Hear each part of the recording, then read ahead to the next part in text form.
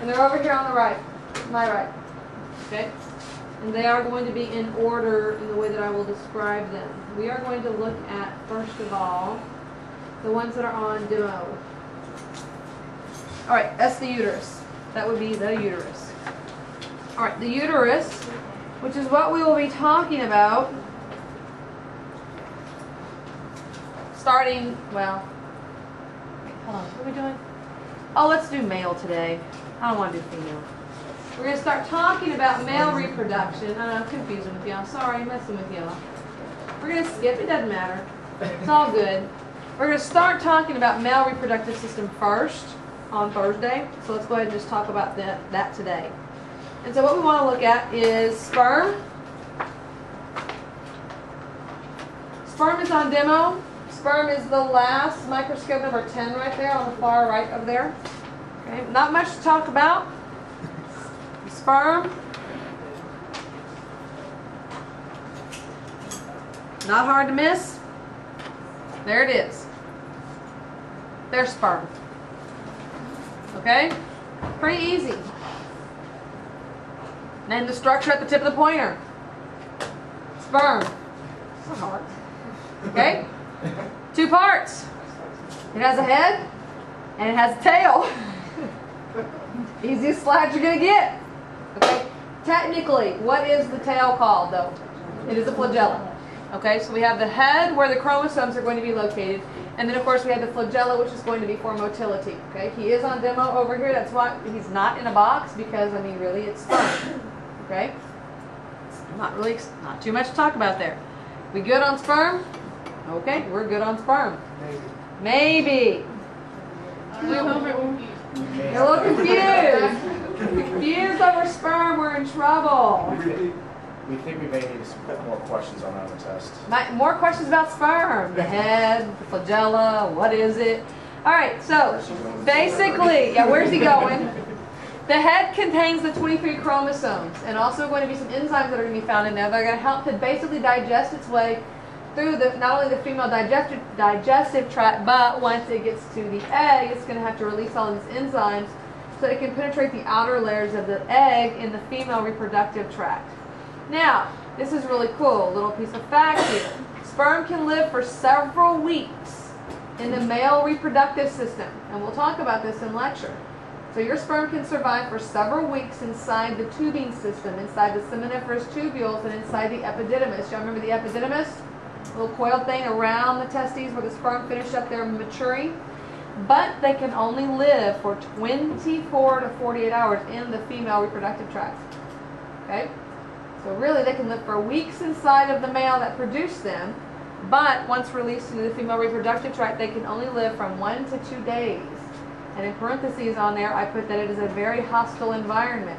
Female reproductive tract is, in fact, a very hostile environment. It spends most of the time trying to keep things out. Yes? Discovery Channel did a thing that if it was actually like our size, the whole reproductive system, what it would take for a single person to get through it. No, they actually designed it. It was like an obstacle course. They had Navy SEALs passing out and vomiting because it was so tough. Are you serious? Yeah, the initial was like a 6-mile style. I love it. Yeah. That is great. It was on what? Discovery Channel. On the Discovery Channel. What was the name of it? Dadgum, that'd be cool to watch. That's kind of funny. So it is a very hostile environment. The female reproductive tract spends most of its time keeping stuff out. And there is only a window of about 24 to 48 hours where anything's going to be let in. And it's not an easy journey to get there. And of course that is why millions, and we'll talk about this later, I won't spoil it all for lecture, that's why millions and millions of sperm are released in the hopes that, how many fertilize that egg? 1. Now, it takes a group effort. Okay, all the sperm, oh, not all of them. I mean, some of them lose their way. They can't find their way. They pass out and vomit, I guess. I don't know. Because I can't take it anymore. Are we there yet? But once they do get there to the egg, a whole bunch of them are going to get on the egg and try to digest the egg and help to digest the way through the egg, because we've got to get through, that sperm has to get through at least 2 layers before it can actually get to a binding site where fertilization is going to actually begin. but only one is actually going to be the one that penetrates and gets inside that egg and combines with the female's 23 chromosomes. We'll talk about how that happens. So it's not an easy trick for those guys to make. Now, let's talk about where we make this stuff. If you are a male, you are going to make your sperm in your testes. So when we look at the testes here on the outside, what we want to look at is we want to look for this right here. This is that tough protective covering that you saw around the cat testes. That is called the tunica albuginea, which is very tough, dense, white fibrous connective tissue. And then what we want to look at is we want to look at all these coiled tubes in here. All of these coiled tubing, this is all a cross section of the coiled tubing. Remember I said that a male human has 1/4 of a mile of tubing in each testis. That's the 1/4 of a mile. Well, this is not a human testis. This is, I think, rat. Yeah, it's rat. So I don't know how much a rat has. I know humans have a quarter of a mile in each testes. That's the tubing, and it's cut crossways. So you're seeing all of that tubing that's jammed inside of that testes as it's being cut crossways. Every circle that you see, they're called the seminiferous tubules. That's where we're going to be making sperm. Now I want you to look at these little clusters of cells outside of the circle. See these little clusters here, here, here, here, here. All over here in between the circles. You get my drift? Yes. All right. Those cells are called the interstitial cells of Leydig. They produce testosterone. Male reproductive hormones are not cyclical like females in humans. Okay, we'll use humans as our example. The pituitary is going to release hormones, luteinizing hormone and follicle-stimulating hormone, that are going to start the production of sperm in males once they hit puberty. And it's also going to basically activate these interstitial cells of Leydig to produce testosterone. Once it has done the activation, the pituitary doesn't routinely monitor it too much anymore.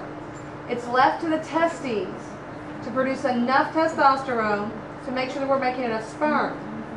If testosterone levels drop, then the pituitary gland comes into play. So it's not predictable as to when the pituitary gland is going to send these particular hormones out. Females, it is a regular cycle. The hormones are released at specific times during we use typical 28-day cycle of menstrual cycle. You know, females have a definite beginning, middle, and end to the menstrual cycle, but it repeats itself ad nauseum from puberty on through our reproductive years. Males are different. They don't have that cyclical release of hormones from the pituitary. Once the testes are off and running, the testes take care of the business. They take care of releasing the testosterone and making sure that the sperm is made. Only when there's a problem with testosterone levels does the pituitary come back in and make adjustments to it. Okay? So at puberty, you start making sperm if you are a male, and you will continue to make sperm throughout the length of your life. You make about 300 million sperm a day. Damn, that's a lot of sperm. No, it's not a lot of babies. No. Okay. It takes about 64 days. Guys, these cells right in here on the edges are going to turn into these guys here in the middle. It takes about 64 days for this guy here to become one of these guys here. So for you to make a sperm from what they call the premature spermatogonia cells, it takes you about 64 days to make one functional cell. Okay? Now, testosterone is not just released at puberty. There is going to be a small release of testosterone during gestation. And that release of testosterone, we'll talk about this in lecture more, is going to cause the testes to drop through the inguinal canal and come to the outside of the body where they will reside. And then, no more testosterone. You're born, you hit puberty at 13, testosterone starts to be produced by the interstitial cells of Leydig. Here you can see those little clumps of cells on the outside, interstitial cells of Leydig here. Here is a cluster of seminiferous tubules. Here are the very immature spermatogonia cells that are going to make their way, and some are going to become these guys here. Notice this stuff in here. What do you imagine this stuff in here is? Mature sperm. Okay, those are all flagella. So if I go up on a higher power, okay, give me a little bit of light. Oh, well, I keep moving it. Don't need to move it. Those are really good. Okay, those are really good looking sperm cells there. Some light. Now, there you go. All of those are tails. Those are all flagella. And I want you to notice that the head of the sperm is always going to face this epithelium. It's called germinal epithelium. It's always going to face inside. And then these tails are all going to flow toward the lumen. And eventually, they're going to be released from that germinal epithelium, and then they're going to be swept by cilia into the epididymis where they complete maturing, their maturation process, where they eventually will be released. Okay? It's all of this right here. This is where my new sperm cells are going to be made. Okay? That's where male are going to make new sperm cells. Now they can make sperm throughout their entire life, from time puberty from puberty till death. Okay? Not quite so for the reproductive tract of a female. And as it turns out, as a man ages, the quality and the quantity of the sperm that produces does diminish. Okay? So their sperm count drops, and the possibility of producing abnormal sperm increases with paternal age, with the age of the father as well, the age of the male. So more likely to produce abnormal sperm that have an abnormal number of chromosomes. Okay? Any questions? Okay. Alright, so we've seen sperm. We know where sperm is made. Now we're going to look and see, where does sperm travel? So the next slide is the spermatic cord.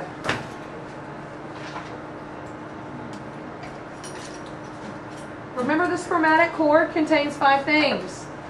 What does my spermatic cord contain? An artery, a vein, a lymphatic vessel, a nerve, and a vas deferens. Alright, so here we go. Here we go, we have some veins probably here, branches, probably thicker wall, most likely artery, there's some blood in there. You want this guy, it looks like a donut, right here. That is the vas deferens. Once the sperm is made and it matures in the epididymis, and it's going to be prepared for release, it's going to travel through the vas deferens.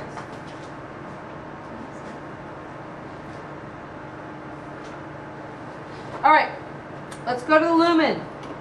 So if I ask you, what is this, the organ, you are going to tell me this is the vas deferens. It's not the whole slide is the spermatic cord, but really all I care about is the vas deferens. So if I put this on the test, spermatic cord would be wrong. Vas deferens would be correct. Got it? So I'm looking at one particular part of that spermatic cord. Alright, let's go on the inside here. Go to the lumen of my spermatic cord. And I want you to notice this layer of tissue right here. And notice there's a little bit of haze on the edge of that tissue right there. Make up a little bit higher. A little bit more light.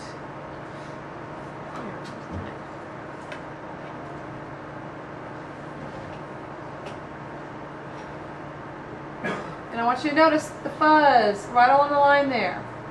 And this tissue here. And lo and behold, what have we got in there? We've got lots of sperm in there. Okay? That is pseudoceratified ciliated columnar epithelium. It's going to help be removed from the body and ejaculated eventually by the movement of that cilia. So it's going to help to move it. Move things along. Remember, you're making 300 million a day. Okay? And the numbers that are released in an ejaculate are astronomical. We'll talk about those numbers in lecture. All right, I want to move back out now into the muscle. Not only have we got cilia moving along, moving the sperm along, but we've got muscle layers moving them along. And I want you to notice the muscle layers I have here, and I want you to notice this one, and this one, and this one. You see 3 distinct layers, don't you? All right, this layer here, and this layer here, the inside layer, and the outside layer, longitudinal muscle.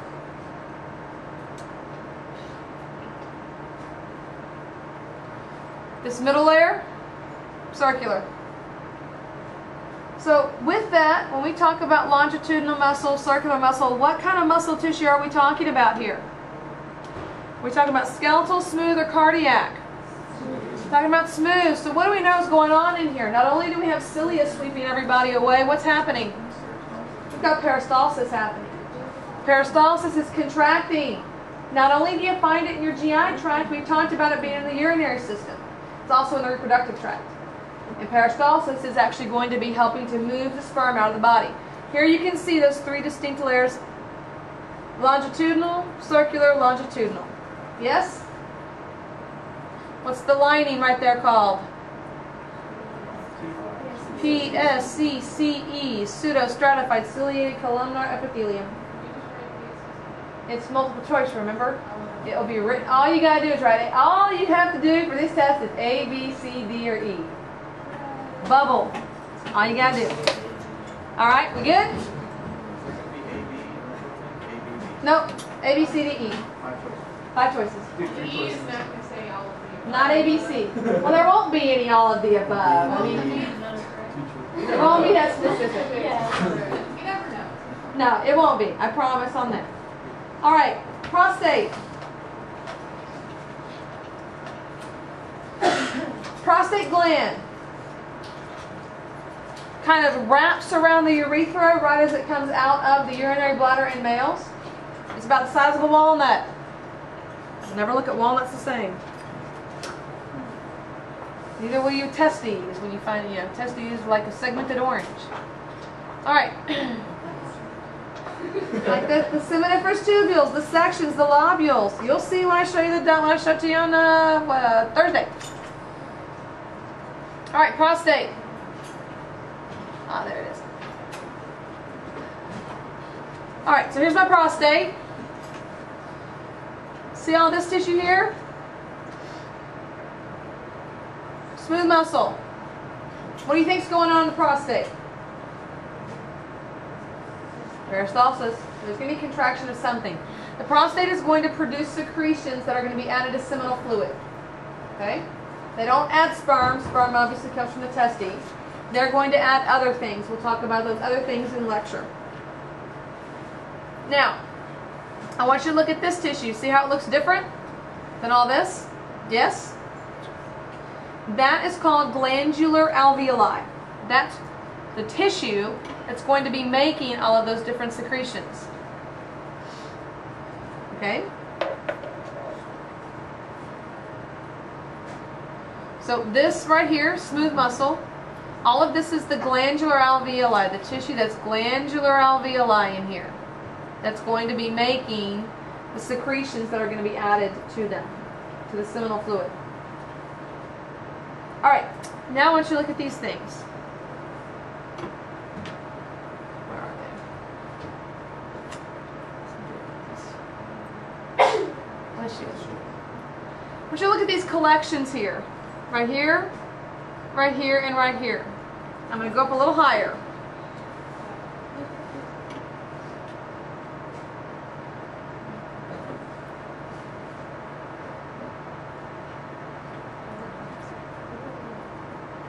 Oh, there we go. That's what I need.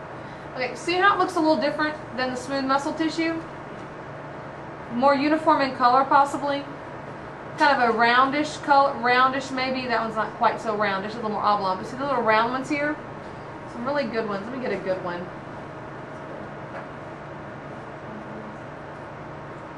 Find a real good one here, maybe.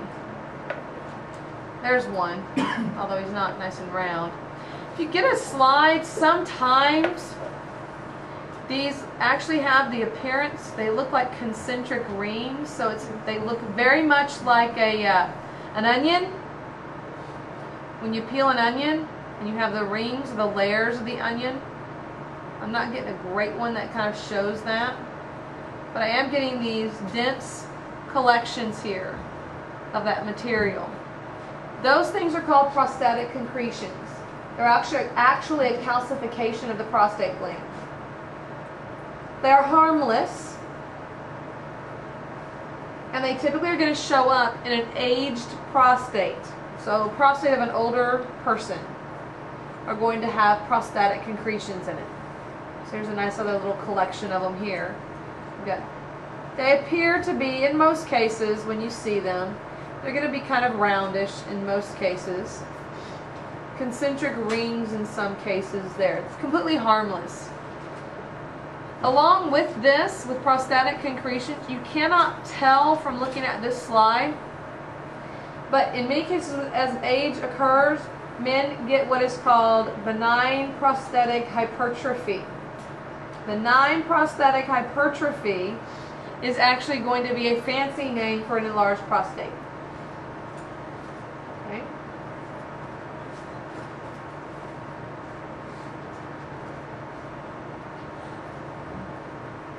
All right.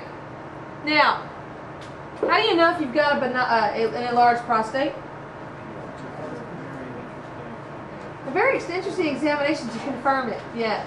You may realize that at some point you have trouble, you urinate frequently, and that you don't have a steady stream of urine. That it might come out in short little bursts, and then you don't have to go, and you can't go anymore, and you got to go back. All these young guys are laughing. One day it too shall happen to you, possibly, if you live long enough. But to determine, to confirm whether or not you have an enlarged prostate, you have to have what is called a prostate exam. That doesn't sound too bad, does it? No, that doesn't sound too bad. But then they have to do what is called a DRE. DRE doesn't sound too bad, does it? It doesn't sound bad at all. But you have to figure out what DRE stands for. Digital. R for rectal. And E for exam. So, no, that's not good at all. No, not good at all. I can imagine. No, I mean, I know. Okay, so basically what they do is they palpate the rectum because the prostate sits right there. The prostate's going to sit right there, and it can be palpated and felt through the rectum. Depending upon your age and your ethnicity in some cases, higher risk of prostate cancer is going to be in African Americans. And there are some doctors that, my husband for example, he's Caucasian, he's given the option and he opts out of the DRE, okay? Because whites have a lower risk of prostate cancer. Other ethnic groups have higher risks. They do both. They do the digital rectal, and then they also are going to do what's called the serum PSA. And it's prostate serum antigen. Prostate serum antigen is something produced by this glandular alveoli in here, but it's very low levels circulating in the blood. And so you don't have it very much. It elevates if they suspect prostate cancer. It can also be elevated as a result of benign prostatic hypertrophy, but what they have to do is they have to confirm it. And here's another unpleasant test my father has had done to him. They do what's called a punch biopsy. Okay, punch, okay, ow is exactly right. Because what they do is they go in and punch through the rectal wall to extract out tiny samples, tiny core samples of the prostate.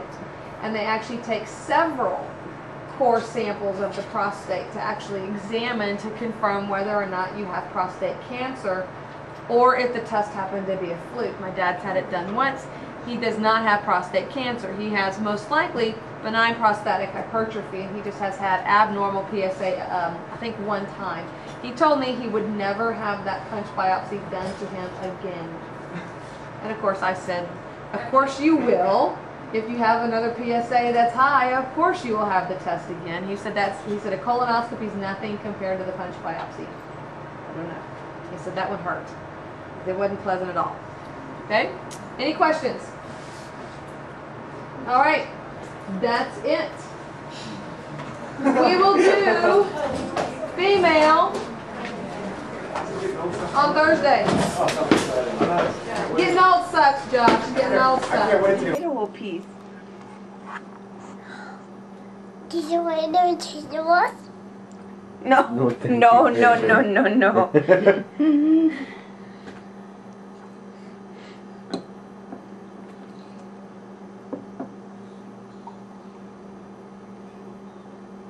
Well, if he puts it in his mouth, it'll be